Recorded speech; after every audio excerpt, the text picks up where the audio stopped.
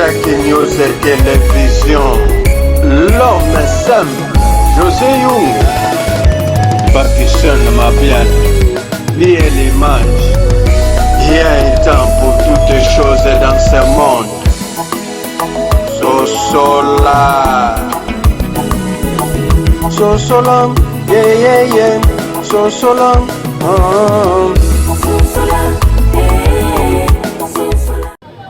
Mbote Monsieur Mboma. Nazana motuna mibale na rotuno Yayambo, pardon, François, soki na bo sanité, azoya le 30, il y a moi autozali. Le 31, il y a moi autozali. Alors boye, il y a pas tout le monde qui est poussé hôtel de ville, il y a ko procédure na ba activité belé, ko benga na ba mama na boulevard pour na ko tia nzela ezala propre polele pa embouteillage ezala te. Pena yango esuki wana te ko buka lisusu pa mapango oyo eyiba bandelo ya limite à l'état, c'est tout à fait normal makambo sala. Ba impression na par rapport na yango. Matondo ndeko na ngai plati pona motuna malamu oyo tokoki ko répondre pour que ndeko bandeko nyoso ba yeba yango. Ya liboso na kolinga kotuna. Est-ce que ceux qui papa zoya na mboka ayebisi ngobila abuka banda kwa bato? Ceux qui papa zoya awa esengeli ngobila abenga na bato na nzela omoni siko bato oyo ndenge balakisi pena noir sur blanc ke balinga population te. Tango bapaya bali banda ngobila tiki bato atiki busoto atiki makamno se sala mandenge sengeli soki kaka bayo ke no mopaya zoya ngobila sauter premier ya kobenga na bato pour ka cha moi propriété tango mutu wana koya mona ke no makambo biso toyoka na Kongo ezaka vérité te ezaka vérité te ezaka lokuta mwana mboka na koyebisa yo boyi pap azali mutu oyo akobema kimia na kati ya Kongo esengeli ba makambo nyonso eza kosalama awa pap aya kokuta yango pour que tango komona ba réalité sur le terrain et pesa epe mayele ya kosangisa ba politicien pour que baye ba kobongisa makambo mais soki bino boko sauter premier ya kobongisa mwatu mabe wana nyonso pour que tango koya amona nanu réalité wana te après akota makambo susu wana ezaki mutema mabe ya mibale concernant makambo etali koya pape na kosenga na ndeko Chantini Ngobila pour préparer la ville province. C'est pas dit que ceux qui m'ont payé zoya, yo bongisa ville province. Tango mo paya kozonga, ville province zongi bosoto. Acte oyo bazwa ki wana e bani na bango tende konangai. On a vu ça avec André Kimbuta, on a vu ça avec d'autres gouverneurs. Mais eloko oyo simba kate c'est parce que bazwa ka ba mesure préventivité. To sengi na ndeko Ngobila. Soki ya solo bazana bolingo ya Congo, bazana bolingo ya capitale na biso, tango ba kozo ba mesure et sengeli mesure wana etika la bongo. Et sengeli mesure wana e comme loi ba votango pe même na parlement mais na bango to mona keloko wana te. Deuxième des choses pour na makambo etali bandako ndeko na ngai nana teka ndako eza l'état nana pesa ka mutu mukanda ndako eza l'état mais tango l'état zo koteka mapangu peme na boulevard azumi kanda apesi population na sima mikolo kaka le même l'état wana aye abuki eloko wana tobe yango ni et puis dédé bino bo komi benga soit disant ba président soit disant ba gouverneur soit disant ceux qui banani tango boko sala makambo wana imer nini boko tika to makati boko tika na mitu a peuple congolais nyonso wana lex que ces gens-là n'étaient pas venus pour résoudre la situation de notre pays. Nous voulons que la RDC soit un pays où il pesa exemplaire na ba pays mususu ndenge zaka liboso bato ba kozwa exemple ya Congo mais lelo biso bato ba kozwa exemple ya Congo te na banzi na bane 80 quelques, 90 quelques, avant de parler à Mobutu, et Zaka na bande ko bando uta libanda Afrique du Sud, bazoya hôpital awa, Angola, bazoya hôpital awa, ba pays belé voir même ba classe ba kotanga awa. Lelo ata corps étranger moko ta kotika pays na ye, aya ko soin awa, d'où hôpital e beba. Donc mbongo nyonso ya kapona ko bongisa biloko et comment na mabumu ya bato. C'est-à-dire bazaka suna posa peuple te. Yango nga na sengi conscience à peuple et travailler. Awa tozo kile maponami. C'est là où que nous devons réfléchir normalement.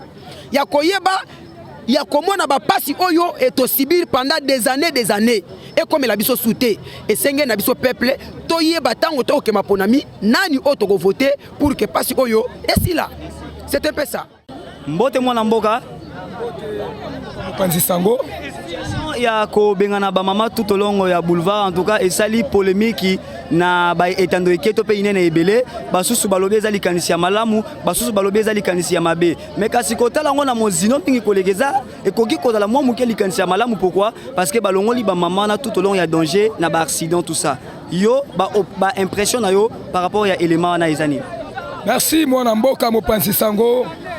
Vraiment tango na kopesa makutu na ngai na motuna na yo zongi singa e rappeler nga makambo ebele kolongola ba mama na nzela oui ezali malamu mais ko makamabe wapi tango bozali kotumba babiloko ya ba mama veuve ba papa oyo bazwi mbongo na pasi azwi opi akele kote kata na nzela alesa bana na ndako oyo la pulusu azali kosala la pulusu musala na ko surveiller peuple na ba bien-être ya population mais la pulusu akomi koyiba biloko ya peuple la pulusu akomi kotumba biloko ya peuple wana ali mosala na yete esengeli l'état congolais hôtel de ville oya biso à se prendre à ba responsabilité na ye na maboko, c'est-à-dire ya liboso esengeli kotonga nanu ba marché ya l'état ko délocaliser ba mama wana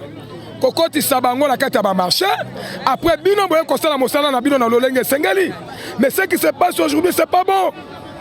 De veuves maris batiki mibali batiki basi, il y a des mamans même mibana bango bakoma handicapé bamsu ba blessé de guerre misala ezalité pour que makambo wana sila ya mibale ndeko esengeli ndeko Tshilombo na politique na ye na gestion na ye yenda ye koboma susu mboka mama wana. Moi je ne pense pas que non mama wana soki mobali na ye azali kosala mosala bali kofuta ekaniaka na gouvernement congolais malamo mwasi na ye mobali wana kene ko exposer mwasi na balabala. Je ne pense pas. Jeunesse lelo bazolo ba kuluna bazolo ba lelo ne bazo exposer ba maman, c'est manque aux entreprises de l'état. L'état a perdre qui responsabilité na ye. L'état congolais et Sénégal a responsabilité en main pour casser sa situation où les alliés ont dérangé la vie de province de Kinshasa. Et bon, quand la situation il y a victoire, ndenge touti ko constater mikolo manso soki mbule beti en tout cas makamweza ko sali mawana ya malamuté nde l'état azwa ki pendingisa ya ko buka ba bar nyoso etongama tout au long ya ba prince o écoute makana boulevard nzoka batonga baba wana likolo ya ba caniveau na se ba caniveau e boucha yango victoire et comme fleuve Congo wana quand même l'état sali musala malamu d'après yo. Merci mwana mboka tango na kolanda yo mwana mboka tango koloba victoire pona mai ya mbula to pona kobuka ba mama nyoso. Est-ce que kobuka batu o bazana ba bar to ba o batongi na prince yango ali solution ma etele malisusu te. Victoire etongami yango na tozo na Kasavubu ndeko ezali na kati likolo ya mai. Qu'est-ce qu'il faut faire l'état?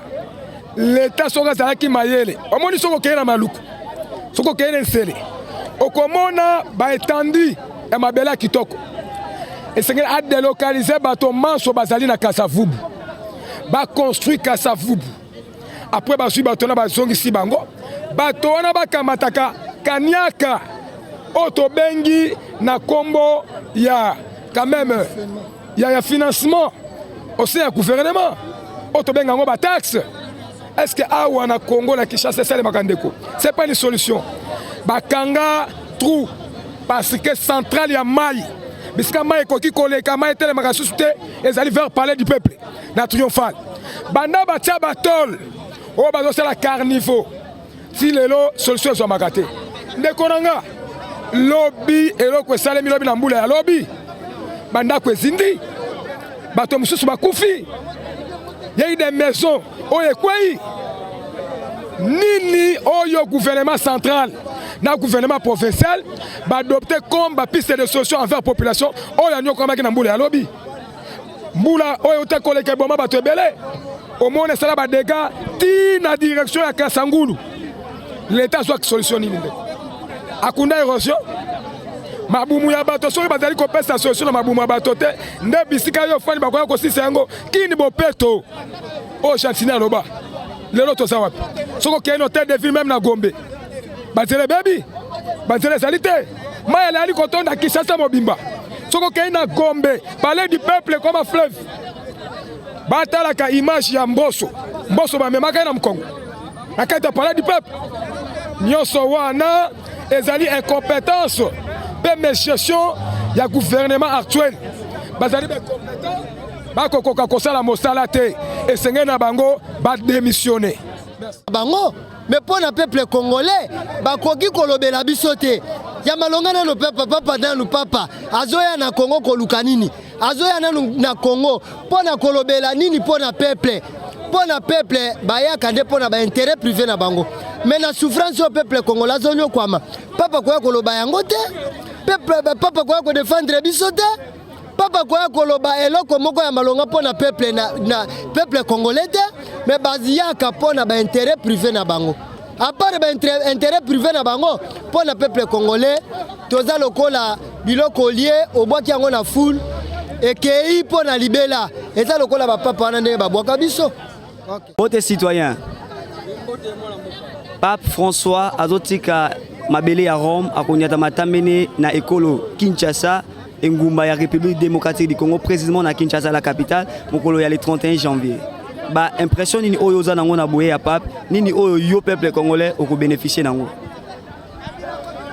OK, merci mon mboka na mutuna na yo otuni ezali malamu pe photo ye bape ko yandela ngo.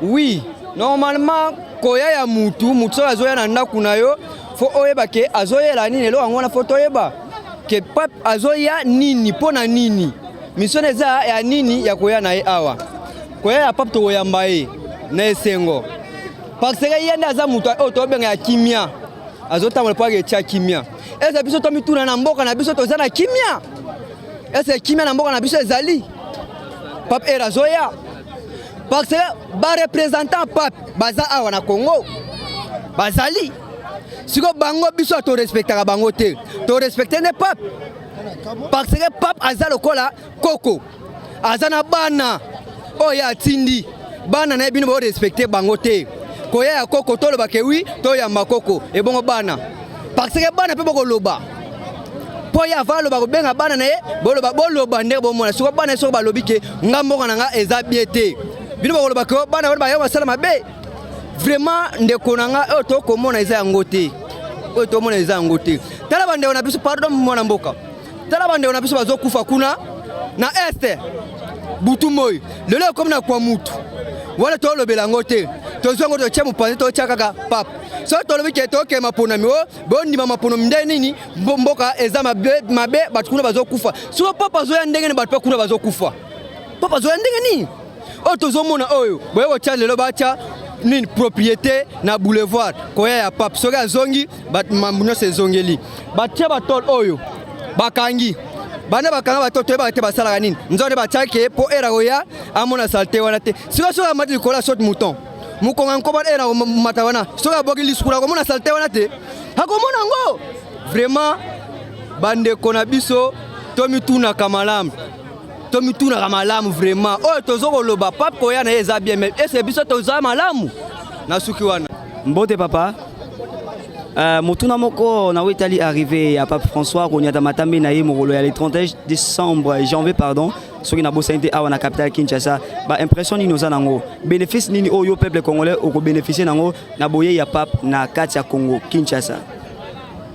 OK, merci papa journaliste na mutuno tuningai eta ke peuple congolais naza nesengo makasi ya koya ya Pape parce que Papa za mutu abengami mosantu mais lelo oyo bango bayaka pona kozwa mais bayelaka biso te na kati ya mboka bazoloba keno toza na passe tozo souffrir mbongo eza te koya ya Papa zoya wana akoyela biso combien ou bien ya kozwa combien avazonga batika ba aventure kolobaka o Papa zoya Papa soka koya za mutu lokola ngai lokola yo ilingo lobateke koya ya Papa koya kokisa baposa na biso nyonso batika ba aventure wana Papa soki aye toko yamba ye etake mutu akozonga pe etake mutu meloko ya passe akoya maboko pamba akozonga na ye akozonga na mbongo ebele biso bakolo mbongo tozo nyokwama donc mbongo na biso akongo badozalaka ya bapaya soko wuti libana mboka oye ozwi OK donc biso to nyokwamaka bango bayaka kozwa en tout cas nous sala malamu bazo sala mais mbule betaka pe sala nini ekatanaka merci mbote papa Hervé naye na mituna ka mibale naza kotuna yo motuna ya yambo tomonaki hôtel de ville alansaki depuis mikolo mauti koleka opération o bakosala lelo ko buka ba mapangu nyonso eiba ba limite ya l'état na funa soki na bosanité oyo wapi yambo yango ba procédaki na opération moko ya kolongola ba mama pene ya boulevard oyo ezalaki pe kolongola bango na makama ya ba accident mais ebele ba jijaki yango mabe mais tomoni sima ya opération wana quand même ba embouteillage na boulevard est diminué c'est que ope bazosala lelo et porter en plus na ville à Kinshasa. Mon cher frère, quand j'ai un embouteillage diminué, c'est sur lingi ya kana 17h na Pascal wa au mon embouteillage ezali. Kobuka banzela wana nde Congo bila. Na adjoint na ye Jekoko.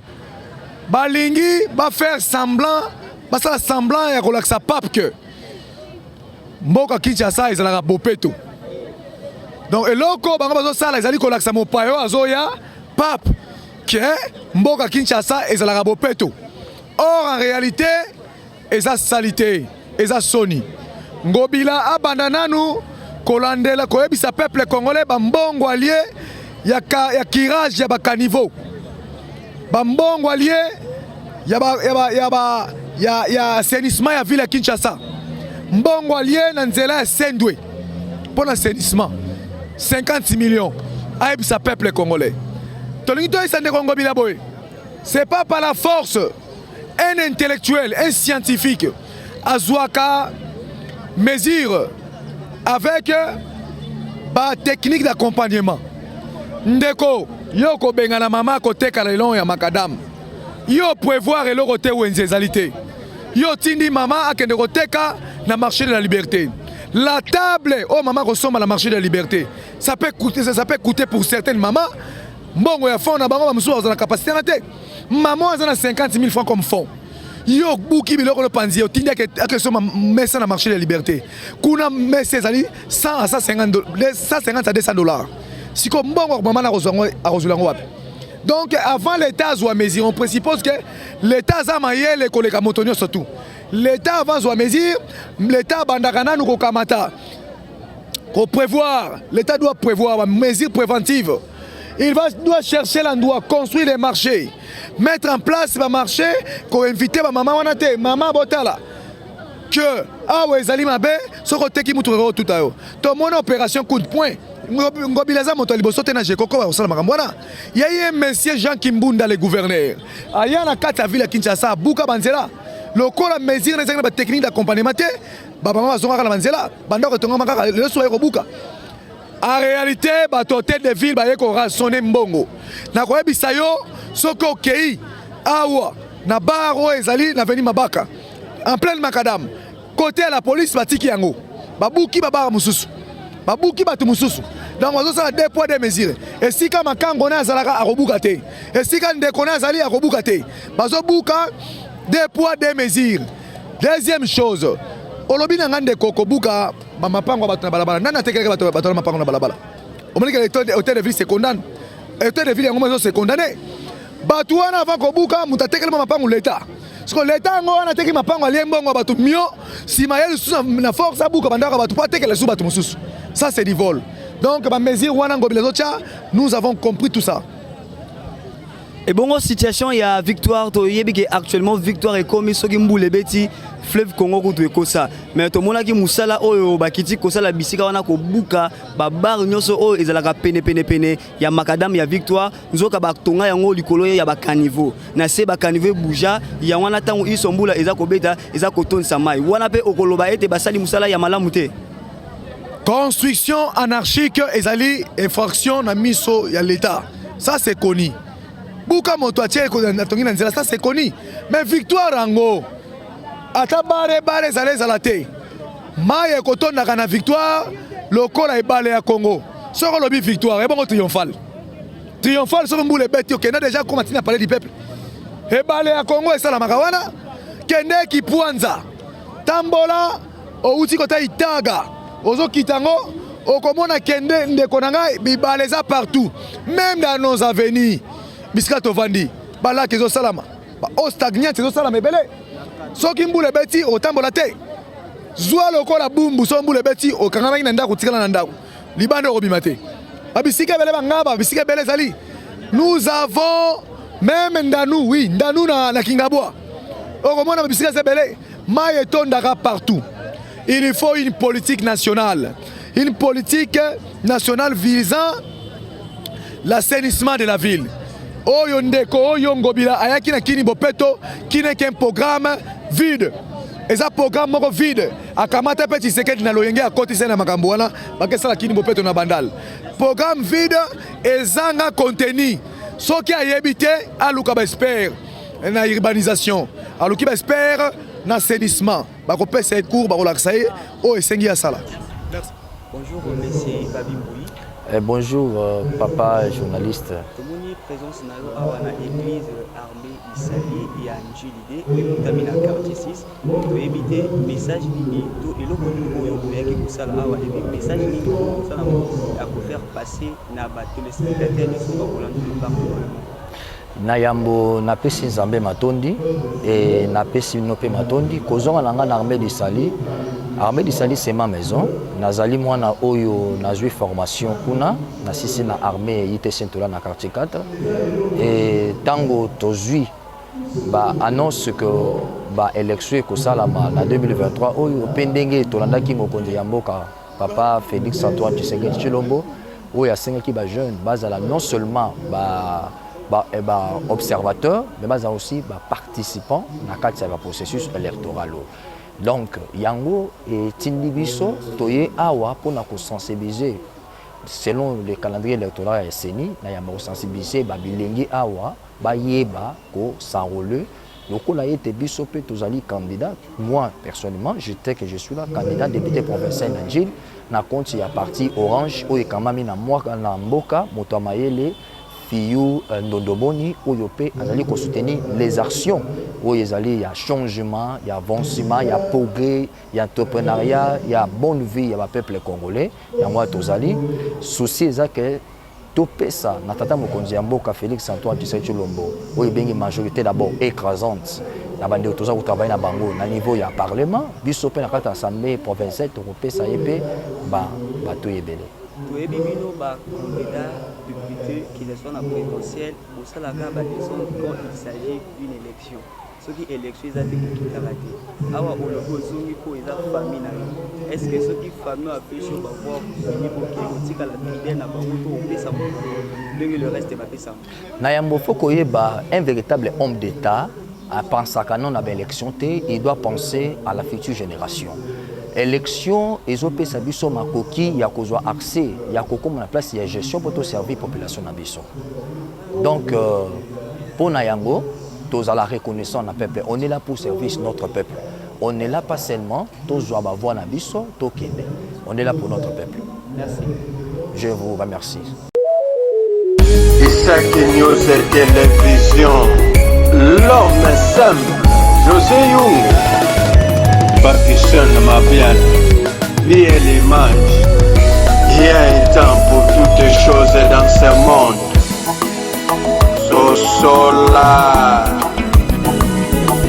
Sosolam, yeah yeah yeah, Sosolam,